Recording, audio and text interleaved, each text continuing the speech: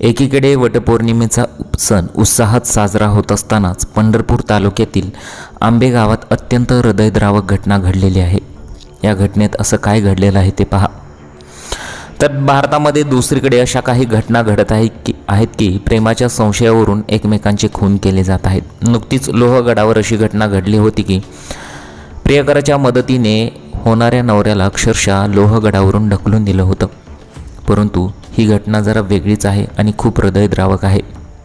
एकमेकांवरचं प्रेम कशाला म्हणतात अशाच कमेंट्स इथं आलेल्या आहेत। परंतु या घटनेत पती पत्नीचा दुर्दैवी अंत झालेला आहे। लक्ष्मण बाबू नागणे आणि अलका लक्ष्मण नागणे अशी या दुर्दैवी दाम्पत्याची नावे आहेत। घटनेमुळे संपूर्ण आंबे गावात शोककळा पसरलेली आहे। मिळालेल्या माहितीनुसार पहाटेच्या वेळी पाऊस सुरू असताना लक्ष्मण नागणे हे आपल्या शेतातील मोटार बंद करण्यासाठी गेले होते। यावेळी ओल्या जमिनीत वीज प्रवाह उतरल्यामुळे त्यांना विजेचा तीव्र धक्का बसला। पतीला अशा अवस्थेत पाहून त्यांना वाचवण्यासाठी त्यांची पत्नी अलका नागणे धावल्या। मात्र पतीला वाचवण्याचा प्रयत्न करत असताना त्यांनाही विजेचा धक्का बसला आणि काही क्षणात या दाम्पत्याचा दुर्दैवी अंत झाला। वटपौर्णिमेचा सण साजरा करण्याच्या तयारीत असलेल्या या कुटुंबावर काळाने घाला घातला।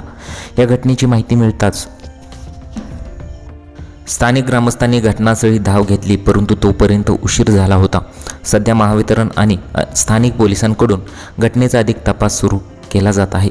वटपौर्णिमेच्या दिवशी विवाहिता आपल्या पतीच्या दीर्घ आयुष्यासाठी प्रार्थना करतात। अशातच पवित्र दिवशीच पतीला वाचवताना पत्नीचाही मृत्यू झाल्याने सर्वत्र हळहळ व्यक्त केली जात आहे।